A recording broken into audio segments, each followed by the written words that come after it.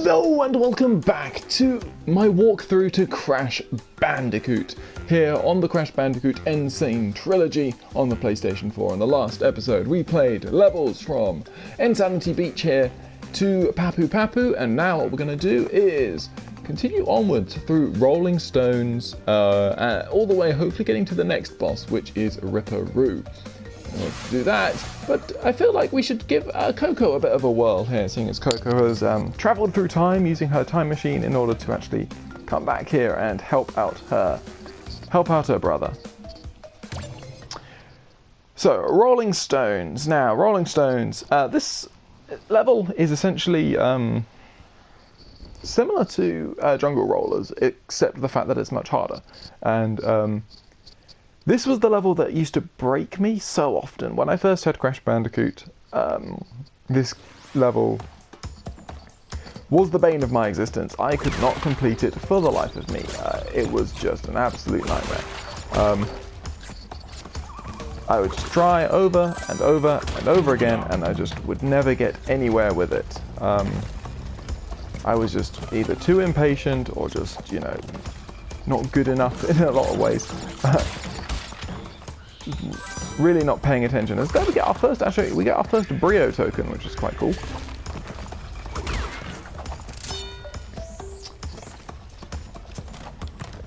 And this level, and the other thing is that there's a Torna checkpoint in this level. And the thing about that is that what would happen is that I would get the Torna checkpoint and then always have lost too many lives on this level to the point where I could not complete the next few, being Hog Wild and Native Fortress. And Native Fortress is a difficult level, a long, difficult level.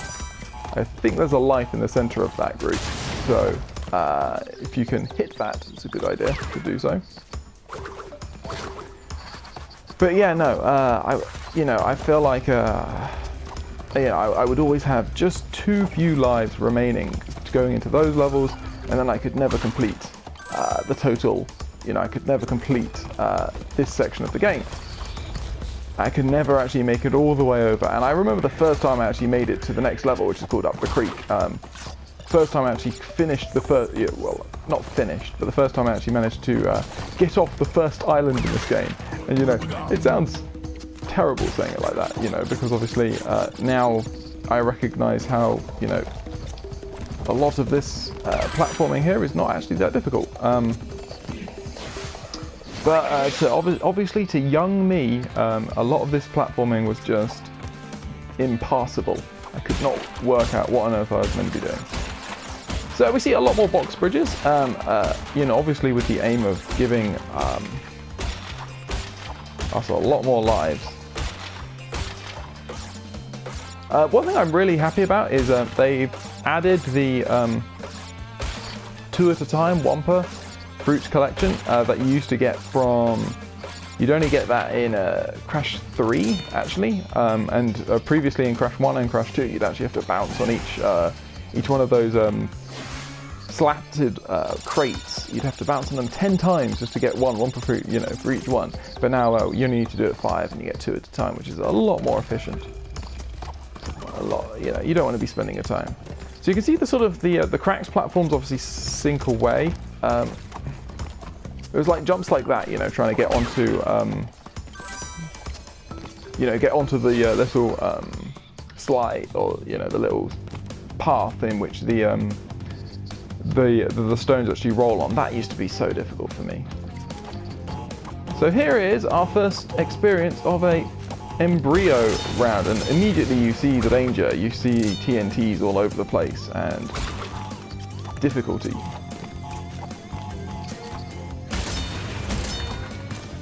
Do we risk it? Do we risk it? I mean, we can't get the box gem anyway, so we're not going to risk it. Again, in order to get the clear gem in this level, we actually need the blue gem, which comes from a level called Toxic Waste, I believe. That's quite a fun level, actually. So we're going to get pretty close to, but no, ultimately, not actually get. So yeah, we missed 7 boxes. 6 of which are unavailable to us, and 1 of which was in the that Brio path. Oh, Coco looks so cute. I don't know why she carries her laptop. Like, surely you could have put your laptop away before you came off adventuring. But yeah, no, there's Rolling Stones. Like, again, it's not that difficult a level, but to me, it was kryptonite. I just could not do that level for the life of me. But now we're going to move on. We're going to move on to Hog Wild, and this is the first vehicle section, I guess. The first sort of gimmicky, the first gimmick, or different movement set. So what we have here is we have Crash riding a hog through, a sort of a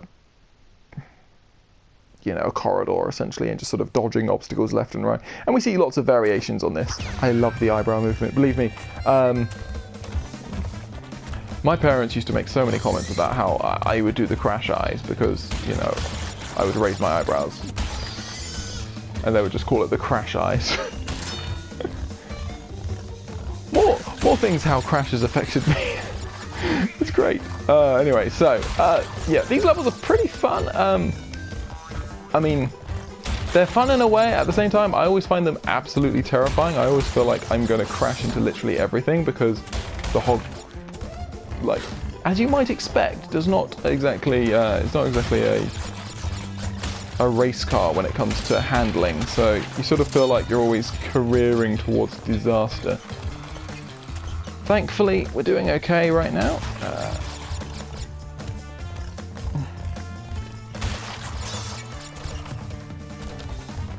And there we go, beautiful. I think they made that last guy easier because usually it's really, I would always find it really difficult to tell whether I needed to be on the left-hand side or the right-hand side in order to dodge that last guy. But that time it seemed pretty obvious that it was obviously stick to the outside. But there we go, our another gem. Obviously, gem routes on like vehicle sections. So yeah. But no, yeah, we see sort of variations on that in both Crash 2 and Crash 3. Which is quite cool. I always think it's quite cool, first time I got to do that level, you actually get to sort of see where the inspiration for those levels sort of came from. So now we have a native fortress, and this is definitely difficulty spike. This is 100% a difficulty spike. Rolling Stones to me is now really, really simple, but native fortress is still not easy. There are some parts to this which are always going to be pretty difficult. It also is a relatively frustrating level. It's full of these sort of large... I like the fact they give you an Akuraki because they know they've taken yours away. Like if you had any, you lose them because you do the hog level. And you have to do the hog level. Because unlike in Crash 2 and Crash 3, you do not get choice in level in this game.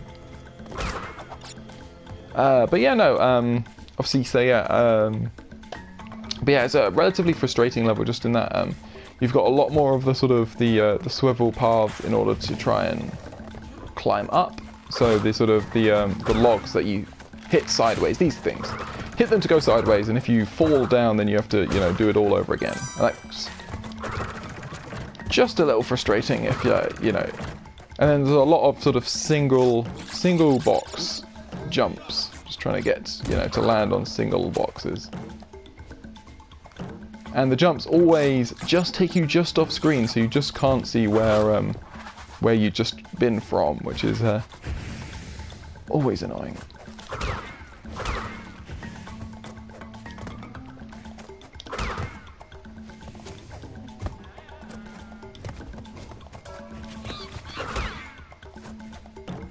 So these little flame things are actually bouncy, as you can see. So these guys, we never actually saw them in the Great Gate, seeing as I think we had invincibility throughout the entire time we met them. But essentially, they push you off sideways, so if you're nearby a hole, they may well push you down the hole. The idea is you have to jump above them so that they sort of put their shields above them to, stop you from jumping on their heads, and then you can spin them away. Here's another one. Seems like they're slightly slow to react to that, but there we go. Can we just talk about how beautiful this all looks? This whole area looks. I am loving Loving the visuals of this game so far. Yeah, we don't want to lose our Aku. No point in losing it yet. I'm sure there will be periods later on in this level where we will lose our Aku. So, another tournament round. This is another level where we cannot get the gem because we need, I believe, the red gem from Slippery Climb in order to actually complete this level. Well, I may be wrong in terms of which color gem specifically.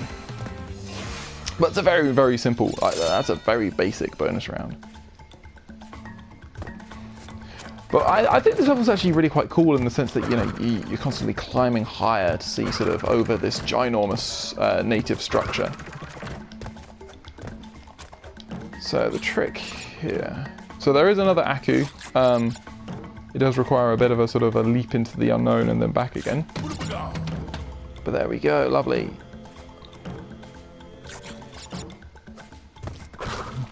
And now we've reached sort of the top of the structure, and indeed, what's really cool is that the, I like the way the little turtle sort of appendages stick out. So yeah, what's really cool is that the actual gem route is actually up in the clouds, so you actually head up into the clouds afterwards. Anyway, so the next bit, this whole section is full of pretty treacherous platforming. We can actually skip decent chunks of it, or at least a decent chunk of it, I should say, by actually taking this little secret path here through the holes in the wall.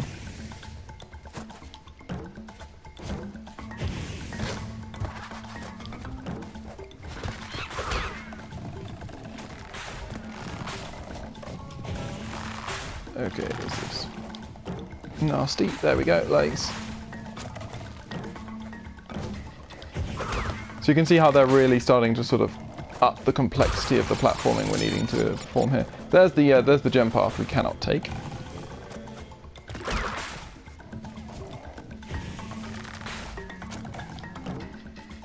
Lovely. Okay, so the next one is actually 3 in a row, and what we've learned pretty much from the sections with 2 is that it's very difficult to actually, you know, we're risking it with 2. So I think the idea is that you're meant to sort of hopefully spot that little section up there so you can actually stay safe.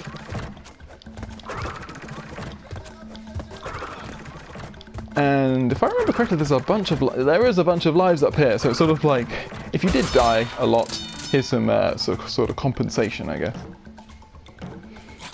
Thankfully we have not died, which is great. And now what we can do is we can break these remaining few boxes.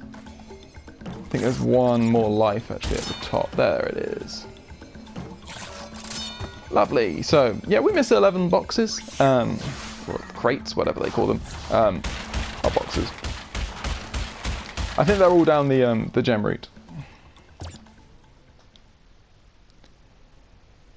At one point we might want to actually start missing boxes because I'm pretty sure there is a trophy. One of the trophies I didn't mention actually that we did get. So you get a trophy for defeating each of the bosses. So we did get a trophy for defeating Papu Papu. We also got a trophy. You also get a trophy for killing, I think, only 5 enemies with Coco's spin. So just play as Coco for a little while and you will inevitably get that trophy. It's really quite simple. I think we definitely did that in Rolling Stones. So now we have Up the Creek, the last level before the boss. Another river level. This one we can get the gem for, I'm pretty sure. It does require a little bit of backtracking though. The change of momentum when you're invincible always throws me off ever so slightly. I'd almost much rather if, like, so certainly in these sort of platforming sections. Like if there's a load of enemies, then sure. Give me invincibility, I will take that. But in platforming sections, I'm like, just let me be normal Crash. Let me be what I know.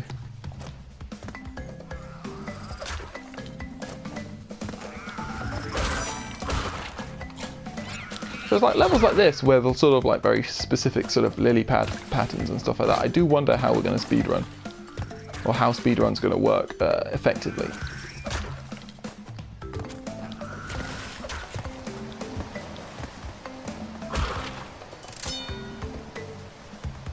We're actually at 49 lives, jeez. The game is being very generous at the moment with the lives, which I am more than happy to accept.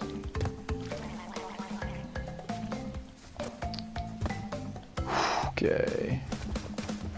So this guy rolls until the middle, and then we can spin him away. Maybe a little... Nope, all good.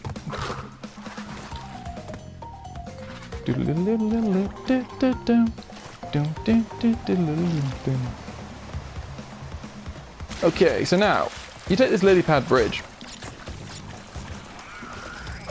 and then you jump on the exclamation mark block.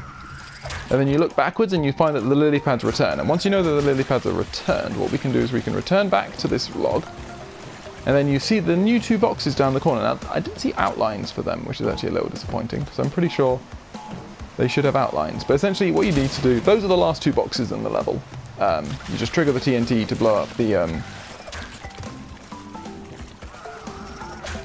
obviously, trigger the TNT to blow up the bouncy crate. Is that our first? No, second Torna. Okay. I was like, if that was our first Torna, I'm pretty sure we're close to the end of the level, so have I missed something? Okay, so again, just, you know, you always want to be jumping toward when these lily pads are coming towards you, generally. He says, as he jumps towards some as they were going away, but there we go.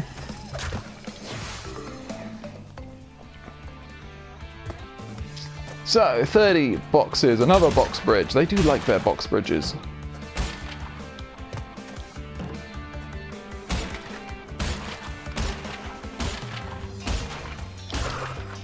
Okay, I have no idea if we can actually do this now. I doubt it, but we're going to try.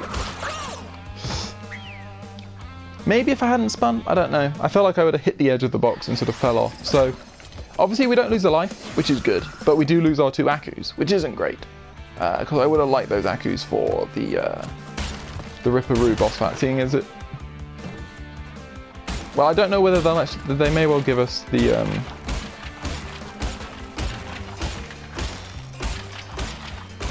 They may well give us an Aku before each boss. I don't know. The last time we obviously had our Aku from the previous level. 3, 4... It's weird sort of doing these Torna levels, like normally you'd be so focused on just getting to save that, you know, you just zip through them, so I just, you know, jump over like half the boxes there because you don't need to risk, you know, doing it. So it's quite fun sort of, you know, doing all of these sort of new challenges, I guess. They're not quite, you know, exactly new.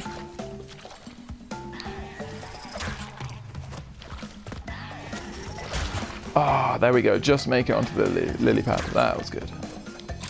And there we go. Our next gem. Lovely. So far we've been pretty much perfect.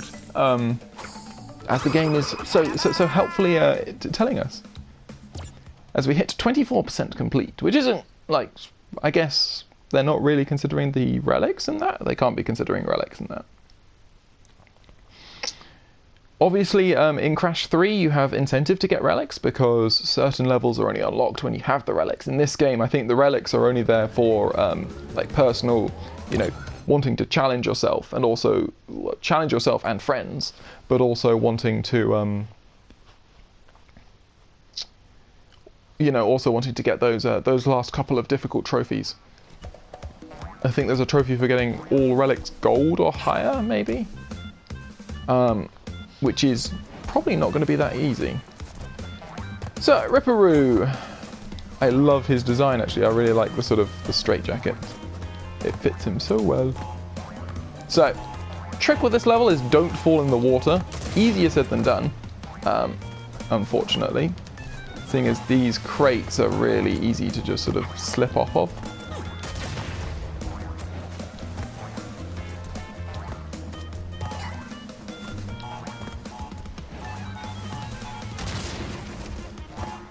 So the idea is obviously you want to get him next to one of these big TNTs when it explodes so that it damages him. As you can see, I am absolutely terrible at this.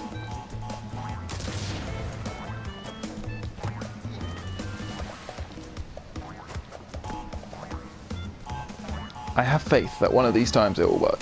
There we go, lovely. So we get him. So now all he's going to do is he's just going to change up his pattern slightly.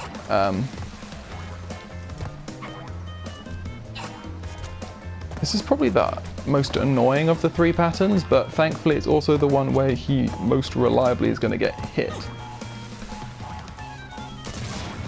Seeing as there's sort of like, if you get either of the ones in the middle, you know, he spends a long time sort of coming towards them.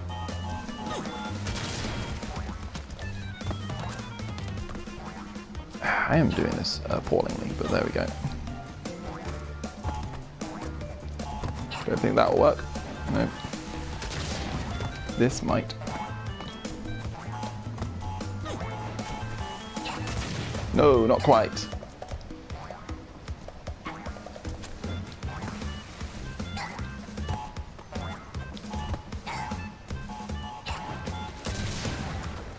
Eventually he'll come into, you know, it'll come into sync. Obviously I could try and jump on the TNT as it's sort of moving around.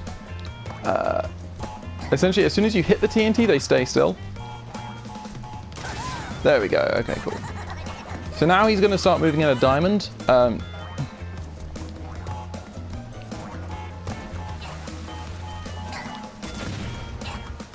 Which means that the safest spot, as well as probably the easiest spot to actually hit him, is actually right in the middle.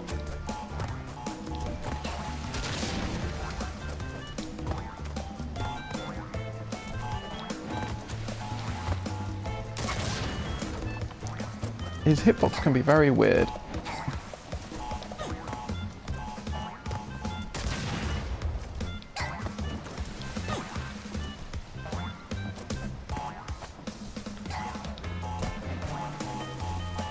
There we go, finally, Ripperoo is down. Thankfully we don't need, I'm pretty sure we won't need to speedrun that. That was rather interesting. I don't think you usually don't see him fall off the waterfall, so that's quite a nice little touch. Another character that does actually reappear in the CTR, Crash Team Racing. He also is in Crash 2 as well, so that's we'll get us battle him again. But yeah, no, just glad to get that boss done without dying. Really nice. You know, it's easy to be patient with that one, and again, you don't need to speedrun it at all. You know, there's at no point you need to speedrun it. There's no relic for the bosses, so you don't need to worry about that. As you can see, the next level actually has a green gem waiting for us, which is going to be a new challenge, I think. So we'll see how that goes. And yeah, no, I hope you have enjoyed this episode. I'm really enjoying this game. There's so much I'm really liking about it that I'm sort of getting lost in each level, that I'm not really talking, you know, about how I'm feeling about a lot of the stuff. But I'm really enjoying what Vicarious Visions have done. Just like, there's so much that's really nice about this game so far. So hopefully it will continue with the Lost City. So yeah, I really like this level, and I hope you will enjoy watching me play it in the next episode. Hope to see you then.